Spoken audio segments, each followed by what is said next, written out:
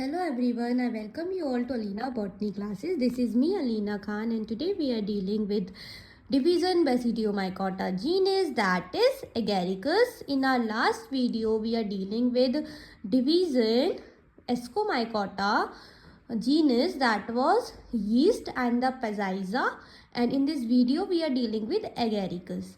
So as we all know that Agaricus is also known as mushroom. और जब हमने economic importance पढ़ी थी फंजाई की, उसमें हमने देखा था कि जो एगेरिकस की दो स्पीसीज थी, जैसा कि एगेरिकस बाइस्पोरस और एगेरिकस कैम्पेस्ट्रीज, जिसको हम खा रहे थे, जो कि एडिबल थी, ठीक है, और जो कि हमको क्या दे रही थी, प्रोटीन भी दे रही थी. So mushrooms are rich in protein too, so that is very very important for our health. तो देखो, अगर हम किसी भी जीनस के बारे में पढ़ते हैं, सबसे पहले हम उसका क्लासिफिकेशन देखते हैं. तो देखो, अगर हम एगेरिकस की बात करें तो एगेरिकस का किंगडम फंजाई है, इसका डिवीजन बेसिडियोमाइकोटा है, इसकी क्लास हाइमेनोमाइसिटीज है, ऑर्डर एगेरिकल्स है, फैमिली एगेरिकेसी है and the genus is agaricus. Okay, this is the classification of agaricus. And in this video we are dealing with habit and habitat of agaricus, structure of agaricus, in which we are dealing with the fruiting body of agaricus which is known as basidiocarp, and we are dealing with fairy ring. What is known as fairy ring, we will deal with that. So first of all we are dealing what are the habit and habitat of agaricus. Okay, तो देखो, बहुत ही easy topic है, easy language में मैंने आपके लिए notes बनाए हैं और उसके ज़रिए हम इस टॉपिक को कवर अप करेंगे इजी पीजी तरीके से. तो देखो, जो एगेरिकस है, जिसको हम मशरूम बोलते हैं, वो एक एडिबल फंगस है, जैसा कि मैंने बताया. ये कैसी होती है? It is saprophytic and grow on humus in the soil, decaying litter on forest floor, meadows and lawns, woodlots and manure piles. तो देखो, ये एक सैप्रोफिटिक फंजाई है. Saprophytic means dead and decaying organisms के ऊपर रहेगी और वहाँ से ही अपना खाना लेगी. ये हालांकि जो सॉइल में ह्यूमस होता है वहाँ देखने को मिलती है, डिकेइंग लिटर फॉरेस्ट फ्लोर्स में, मिडोज में, लोन्स में, वुडलॉक्स में और मैन्योर पाइल्स में भी देखने को मिलती है. ओके, सेकेंड पॉइंट है हमारा, moist and gloomy places and rainy seasons are favourable for its growth.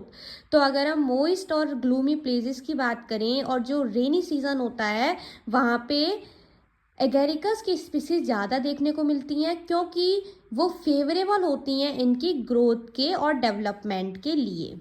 Okay, agaricus are macroscopic fleshy spore bearing fruiting body of basidiomycetes fungi. तो जो एगेरिकस है वो मैक्रोस्कोपिक होती है, ठीक है. Macroscopic means we can seen them without microscope. Microscope के बिना भी हम देख सकते हैं, क्योंकि ये इतनी नेकेड नहीं होती, ठीक है. ये फ्रेशी होती है, ये स्पोर प्रोड्यूसिंग फ्रूटिंग बॉडी होती है, मतलब ये स्पोर्स को प्रोड्यूस करती है. And the spore of the and the fruiting body is also known as basidiocarp. Okay, next is, जो हमारी जो फ्रूटिंग बॉडी होगी उसके पास it consist of stalk called stipe, जिसके पास स्टॉक लाइक स्टाइप होगी, अम्ब्रेला शेप लाइक कैप होगा जिसको पाइलस बोलेंगे. बेसिडिया एक रिप्रोडक्टिव स्पोर्स की तरह काम करेगा. 7000 वैरायटी जो हैं एडिबल एगेरिकस की वो देखने को मिलती हैं, जिसमें से 1000 जो हैं वो एडिबल है, मीन्स खाने योग्य हैं. After that, in India, mushrooms are being cultivated in Himachal Pradesh, Tamil Nadu and Uttar Pradesh. तो जो इंडिया में मशरूम जो हैं उनको हिमाचल प्रदेश में, तमिलनाडु में और उत्तर प्रदेश में कल्टीवेट किया जाता है. जैसे कि हमारी स्पीसीज है एगेरिकस कैम्पेस्ट्रीज, उसको पंजाब और कश्मीर में कल्टीवेट किया जाता है. Okay, depending on the weather conditions, winter and summer, mushroom cultivation can be done easily throughout the year. तो जो वेदर कंडीशंस के हिसाब से, विंटर एंड समर सीजन के हिसाब से मशरूम का कल्टीवेशन ईजिली हो सकता है, ठीक है. The genus of Volvaria belongs to family Lutaceae under the order Agaricus of Basidiomycotina are grown in summer. तो ये जो है, जो जीनस है वोल्वेरिला जो कि लुटेसी फैमिली से बिलोंग करता है, जिसका ऑर्डर एगेरिकस है और डिवीज़न बेसिडियोमाइकोटिना है, वो समर में ग्रो होती है, जहाँ पे टेम्परेचर 28 से 49 डिग्री सेल्सियस देखा गया है। एगेरिकस बाइस्पोरस, जिसको हम बटन मशरूम भी बोलते हैं, it also grown in winter, तो ये हमारा विंटर में ग्रो होता है, जहाँ पे टेम्परेचर 15 से 25 डिग्री सेल्सियस होता है। तो in West Bengal it is called pol chatu. अगर हम वेस्ट बंगाल की बात करें, ठीक है, तो वहाँ पे पोल चाटू नाम दिया गया है एगेरिकस या मशरूम को। इसकी प्रोटीनेशियस वैल्यू होती है, जैसा कि मैंने आपको पहले भी बताया था कि एगेरिकस के अंदर प्रोटीन कंटेंट ज़्यादा पाया जाता है। कुकुरमुत्ता इसको यूपी में बोलते हैं, डिग्री इसको पंजाब में बोलती हैं। Okay, no need of fertile soil field, तो कोई उपजाऊ मिट्टी की ज़रूरत नहीं होती इसके कल्टीवेशन के लिए। And there is no need of sunlight too. Okay, after that we are dealing with structure of agaricus, so that is all about the habitat and the structure, general introduction of agaricus. Now we are dealing with structure of agaricus. Okay, so it can be studied in two parts, तो इसको हम दो part में पढ़ सकते हैं। एक vegetative mycelium होगा और एक फ्रूटिंग बॉडी होगी। वेजिटेटिव माइसीलियम जो कि सॉइल के अंदर रहेगा, फ्रूटिंग बॉडी जिसको बेसिडियोकार्प भी बोलेंगे, जो कि सॉइल के ऊपर प्रेजेंट होगी और इसको हम खा सकते हैं यंग स्टेज में। इसके बाद फेरी रिंग भी एक पार्ट है, उसको भी हम डील करेंगे। सबसे पहले वेजिटेटिव बॉडी की बात कर लेती हैं। The mycelium vegetative body is made up of septate and branched hyphae. तो जो माइसीलियम होता है वेजिटेटिव बॉडी का, वो सेप्टेड होता है और उसके पास ब्रांच्ड हाइफी प्रेजेंट होती है। Spores germinate into short lived monokaryotic, तो जो माइसीलियम, तो जो स्पोर्स होते हैं वो जर्मिनेट करते हैं शॉर्ट लिव मोनोकारियोटिक माइसीलियम में। प्राइमरी माइसीलियम, तो या तो हम इसको क्या बोलेंगे, मोनोकारियोटिक माइसीलियम बोलेंगे या प्राइमरी माइसीलियम बोलेंगे, जिसके पास पॉजिटिव और नेगेटिव टाइप होगा। ये सून डेवलप हो जाएगा, कन्वर्ट हो जाएगा डाइकारियोटिक और सेकेंडरी माइसीलियम में, जिसमें फ्यूजन होगा दो सेल्स का, डिफरेंट मोनोकारियोटिक माइसीलियम्स का, ठीक है, पॉजिटिव और नेगेटिव का, आफ्टर क्लैम्प कनेक्शन के बाद। इसके बाद है हमारी फ्रूटिंग बॉडी, जो कि वेरी वेरी इंपॉर्टेंट है for your exam point of view. Exam में शॉर्ट नोट में क्वेश्चन आता है कि explain the fruiting body of agaricus. Okay, so that will be suitable for your exam point of view, ठीक है। तो ये प्रेजेंट होती है एबव द सॉइल। सबसे पहली बात तो ये है कि जो फ्रूटिंग बॉडी होती है एगेरिकस की, उसको बेसिडियोकार्प बोलते हैं और ये सॉइल के अपर सरफेस पे प्रेजेंट होती है और ये खाने योग्य होती है। Mature basidiocarp is open umbrella shaped structure, तो जो मैच्योर बेसिडियोकार्प होता है वो अम्ब्रेला शेप्ड स्ट्रक्चर होता है। इसके बाद ब्रॉड एक्सपेंडस पाइलस प्रेजेंट होगा और अ लॉन्ग और huge stock like stipe present होगा, ठीक है। इसके बाद है the pilus has a convex upper surface, तो जो पाइलस होगा उसके पास कॉन्वेक्स अपर सरफेस प्रेजेंट होगा, जिसका लेंथ 5 से 12 सेंटीमीटर होगा डायमीटर में, और ये वाइट कलर का होगा, येलो होगा और लाइट ब्राउन कलर का होगा। पाइलस जो होगा वो 5 से 12.5 सेंटीमीटर होगा डायमीटर में। देखो अगर इसके डायग्राम की बात करें तो कुछ इस तरीके का ये देखने को मिलता है। ये स्टाइप प्रेजेंट है, this is known as velum. These are the gills of agaricus and this is the convex shape like structure which is known as pilus, which is 5 to 10 centimeter in diameter. Okay, this is the fruiting body of agaricus which is also known as basidiocarp. Okay, पढ़ लेते हैं। So the lower surface of pilus has 300 to 600 radially placed gills of 3 length, normal, half and quarter, of which the finer one lies between the half and normal length gills।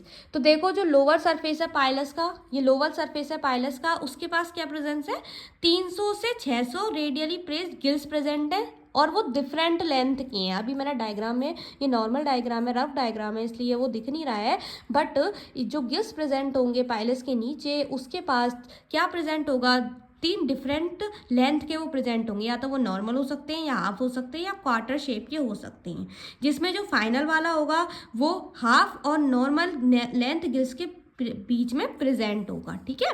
तो जो newly formed gills होंगे वो पेल pink colour के होंगे या फिर purple colour के होंगे या ब्राउन कलर के होंगे जब वो मैच्योर होंगे, ठीक है। इसके बाद है the stipe has a light pink और white colour and is elongated. तो जो स्टाइप होगी वो वाइट कलर की होगी, this is known as stipe and this will be white in colour, ये वाइट कलर की होगी, है ना, लाइट पिंक कलर की होगी और ये एलोंगेटेड होगी। ये तो आपको दिख ही रहा है कि ये एलोंगेटेड है, एलोंगेटेड होगी, थिक होगी, मोटी होगी, फर्म होगी, सॉफ्ट होगी और सिलेंड्रिकल शेप की होगी। और जो स्टाइप होंगे और जो गिल्स होंगे वो कांटेक्ट में नहीं आएंगे। राइजोइडियल माइसीलियम इन दोनों की फ्रूटिंग बॉडी को कनेक्ट करेगा सबस्ट्रेटम से, और जो बेसल पार्ट होगा उसको बेसल पार्ट होगा ये बेसिडियोकार्प का। सो पढ़ लेते हैं इसको।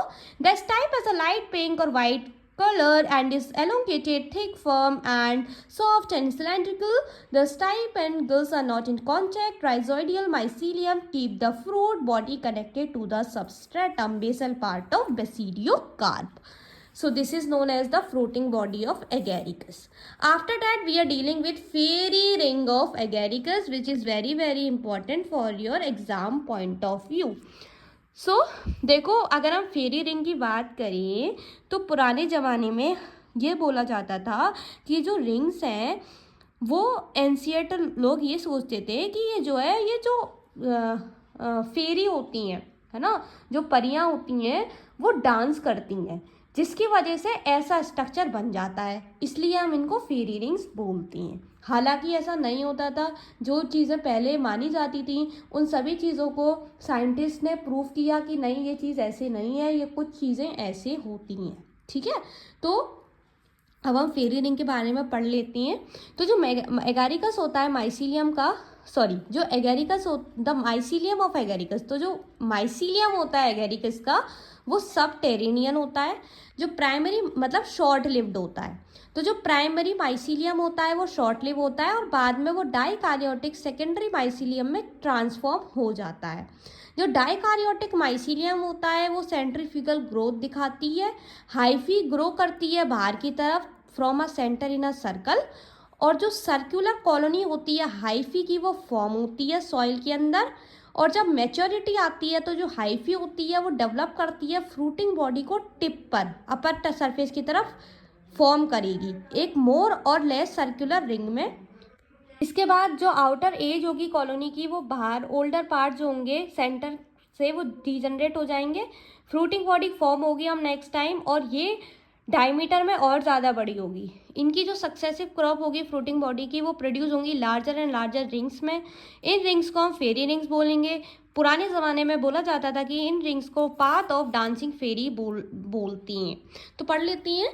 The mycelium of Agaricus is subterranean, the primary mycelium is short live and soon gets transform into a dikaryotic secondary mycelium. The dikaryotic mycelium shows centrifugal growth. Hyphae grow outward from a center in a circle. A circular colony of hyphae is thus formed in the soil. At maturity, hyphae develop fruiting body at their tips in a more or less circular ring. As the outer ridge of the colony grows, older parts in the center degenerate. And when fruiting body are formed next time, the ring is larger in diameter. Their successive crop of fruiting body are produced in larger and larger rings. The rings are known as fairy rings based on the ancient belief that they mark the path of dancing fairies. So this is the fairy ring notes and मैंने इसका एक diagram भी बनाया है, मैं आपको दिखाती हूँ। ये हमारा डायग्राम है फेरी रिंग का। तो जो फेरी रिंग होती हैं वो यूजली डार्क कलर की होती हैं, लाइट ग्रीन ग्रास बैंड की बनी होती हैं। The outer ring show dark green colour band, तो जो आउटर पार्ट रिंग होगी वो डार्क ग्रीन बैंड शो करेगी डेंस ग्रास ग्रोथ का, because the actively growing edge of mycelia attack protons and other organic molecules in the soil and release excessive ammonia. क्योंकि जो actively growing as होती है mycelium की वो attract करती है प्रोटोन्स को और अदर ऑर्गेनिक मॉलिक्यूल्स को सॉइल के अंदर, और फिर वो रिलीज करेगी अमोनिया, जिसकी वजह से जो आउटर रिंग होती है वो डार्क ग्रीन बैंड की होती है। Okay, the nitrifying bacteria convert this ammonia to nitrate. जो नाइट्रीफाइंग अमोनिया वो बैक्टीरिया होंगे वो इनको अमोनिया को नाइट्रेट में बदलेंगे, जहाँ पे ग्रास एब्जर्व हो which the grass एब्जर्व and increase growth. तो जहाँ पे ग्रास जो होगी वो एब्जॉर्ब होगी और उनकी ग्रोथ जो होगी वो इंक्रीज होगी। That is all about the structure of agaricus, habit and habitat of agaricus. and the classification of agaricus. In our next video, we are dealing with the reproduction in agaricus. After that, we will deal with Puccinia graminis, which is very important for your exam point of view. If you have any doubt in this video, then let me know in the comment box. Thank you. Have a nice day. Bye-bye.